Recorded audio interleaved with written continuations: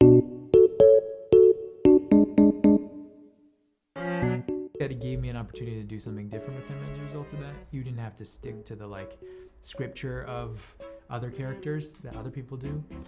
And that meant I could make choices that were different. And a big choice that was different is that he's actually the superhero and helping Peter Parker in this movie. A tale of highly intellectual yet twisted revenge, mourning for the loss of a friend, and the dangers of people believing a lot of what they see, hear and read.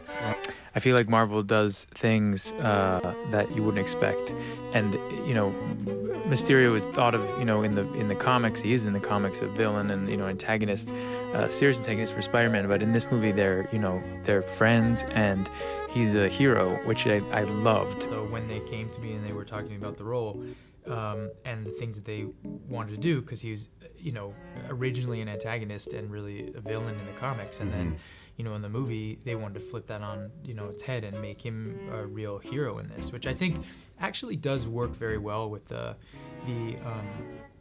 kind of character that he is, and I think he teams up with Spider-Man in the coolest ways in this, and I dug it. I really dug it. Also, Mysterio's been through a lot in his life, and I think he can say to him, you know, you should go do things that you care about. You should do that, but the world does need you, but you need to be yourself.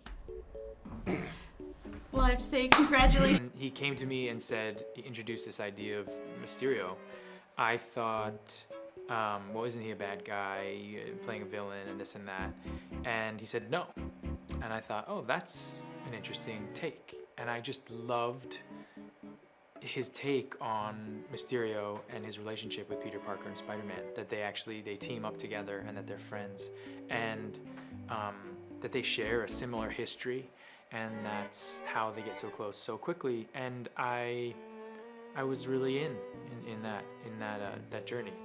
Jake, Yeah. Mysterio, Yes. quite a complicated character.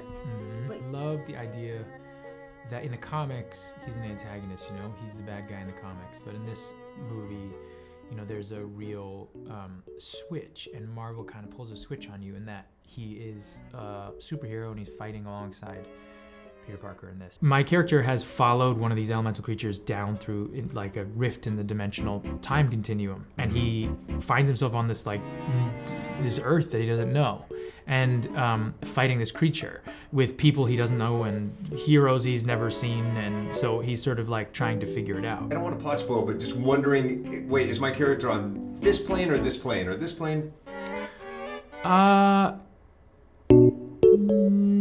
No. I mean, I think the thing is that the coolest thing about the character is that in opposition really to the comics, which is why I think he's really cool, he has to team up with Spider-Man to fight these creatures, which is what makes it fun. And I think this movie is about something, at least when you finally do see it, that is completely unexpected. And if I were to say what I really feel like it's about, I'd really be giving a lot of things away.